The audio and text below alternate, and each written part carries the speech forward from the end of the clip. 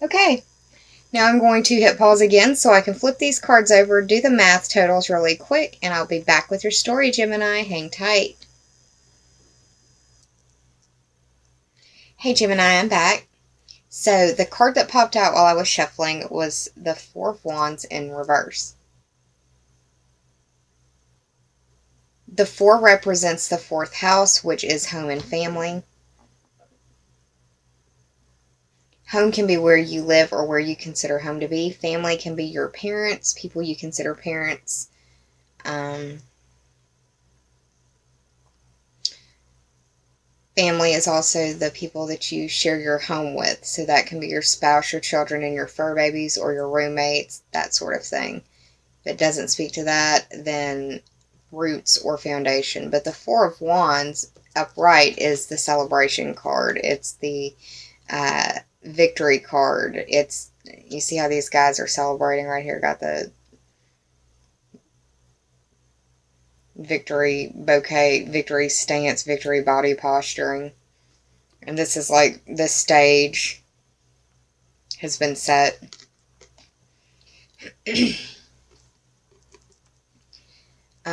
Could be that you're having problems at home or dealing with family.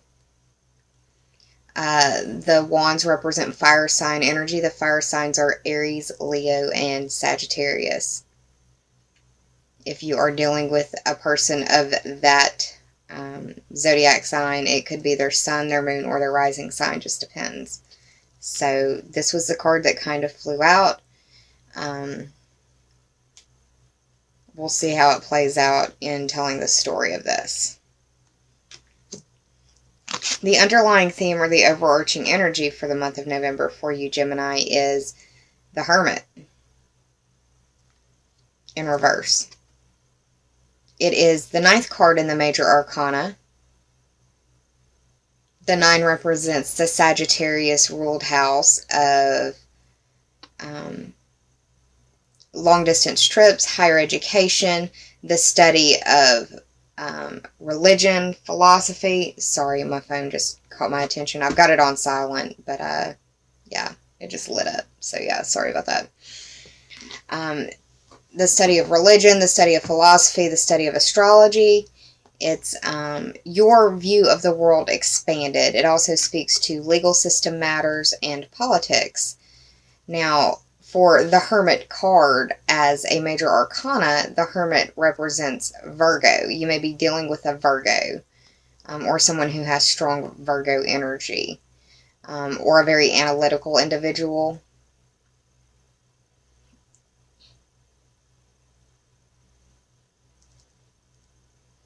The Hermit always, to me, is like they're on a spiritual journey. The fact that it's in reverse could be that you're not agreeing with a person who's on a spiritual journey that may not necessarily mimic or look like something you know or understand.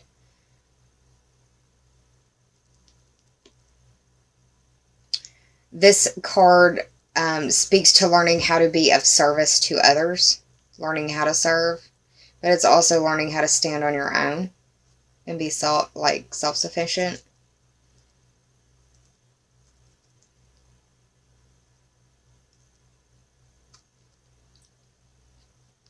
You also may be seeking. You may be asking questions, seeking answers. The first card in the top 3 for clarity is the 10 of Cups in reverse. The 10 speaks to the Capricorn ruled house of career, status, reputation, dealing with authorities and authority figures. This is the happy home, happy life, happy wife, happy kids, happy everything card. The fact that it's in reverse could be that it's coming to an end. The 10 is the end of a cycle. With it being in reverse, the 4 being in reverse, the 4 of Wands being in reverse, and the Hermit, it's like whatever this is has got your world turned upside down. The water, or the cups, represent water signs. Water signs are Cancer, Scorpio, and Pisces. Could be their sun, moon, or rising. You could also feel like whoever it is that's involved in this has turned their back on you in some way, in an emotional sense.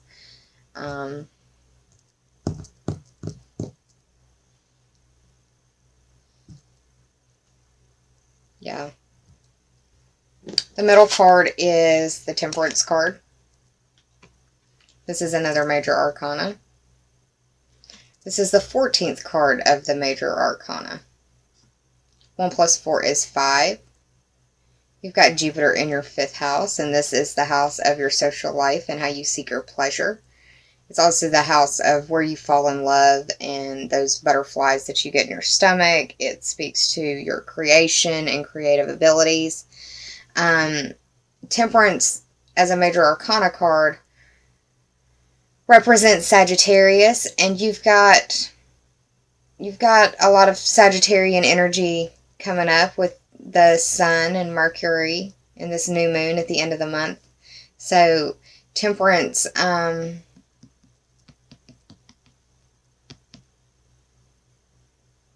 it's about moderation. And I think it's dealing with balancing your friends and your romance, or finding out how to balance your friends and love, your love and family. You're trying to strike that balance some way. You've got, I mean, luck is on your side. It's in the upright.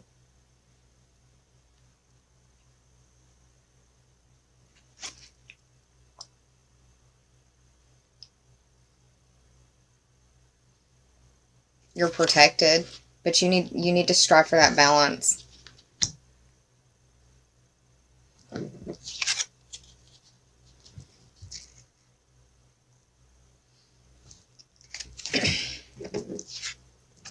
And the way that I've got it laid out, because I don't have a whole lot of room, is these two major arcana cards are kind of mirroring one another as well.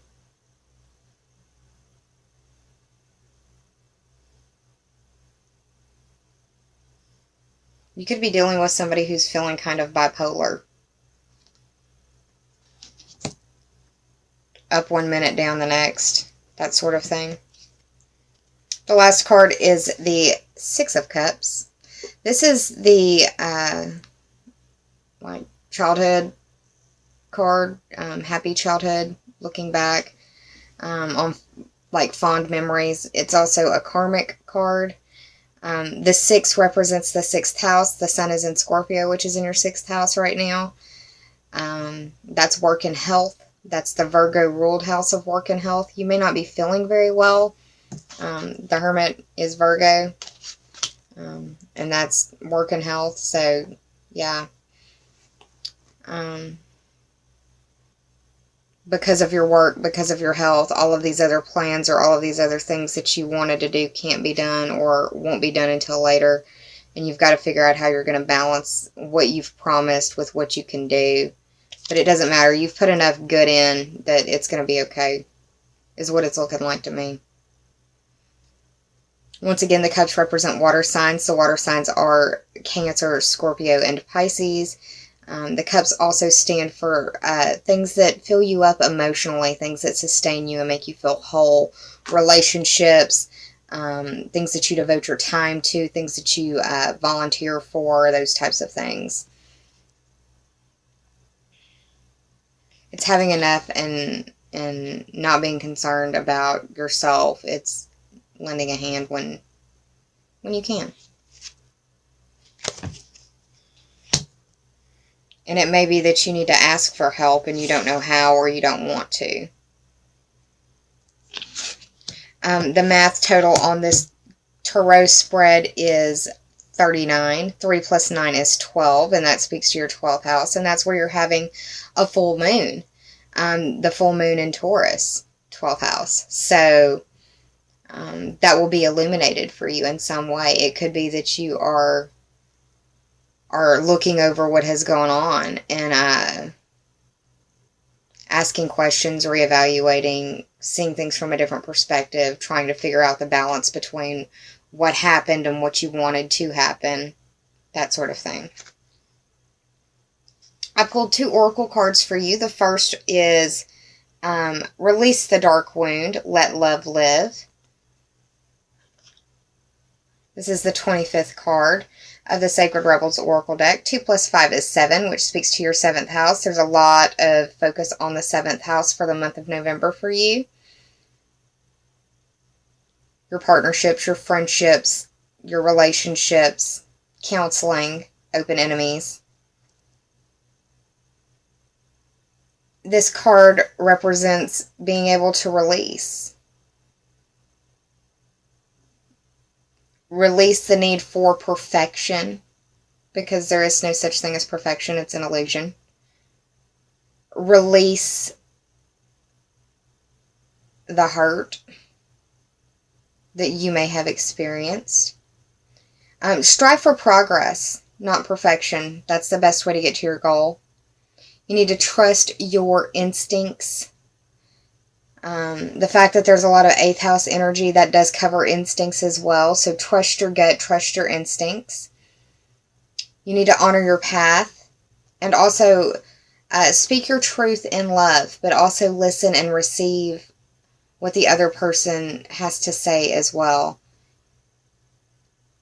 Honor them at least in listening. That's the quickest way to healing.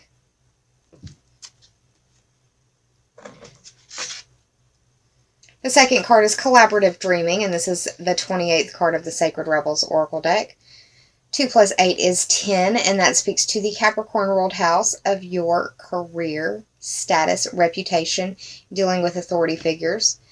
This card represents the need to collaborate. It stresses the fact that now isn't the time for the lone wolf mentality.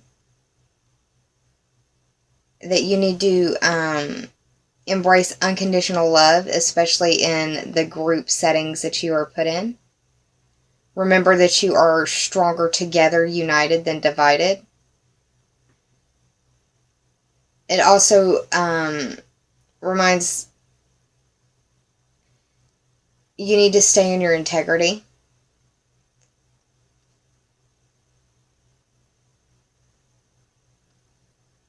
And in doing that, you can embrace unconditional love by staying in your integrity. But this collaboration at work will become much more clear for you mid-month, after the 19th, 20th. Because Neptune will go direct, and that's in your 10th house in your career. So don't be afraid to collaborate. Don't embrace the lone wolf mentality right now. It's not going to serve you.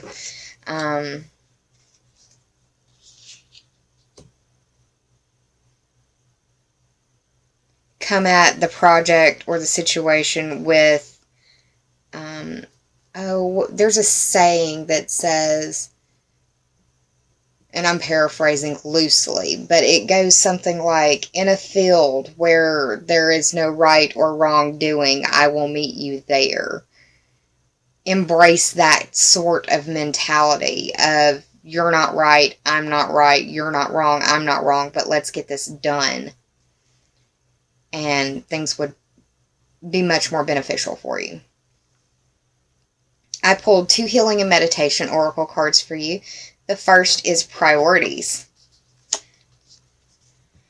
Kind of a one for all for one. 3 Musketeers kind of vibe, right? Just by the picture. And also really kind of re-emphasizing the idea of collaboration.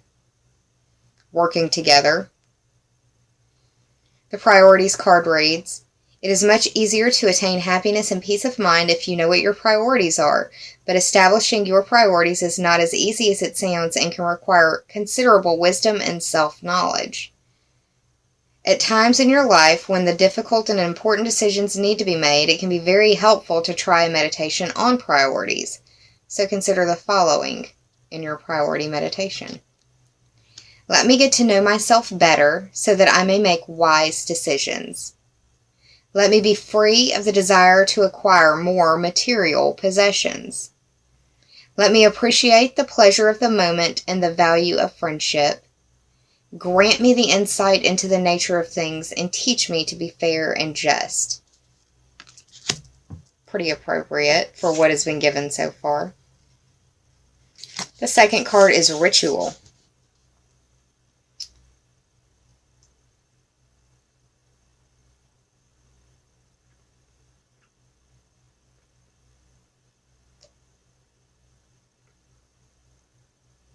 I don't know why, but I keep thinking there can be no light without darkness.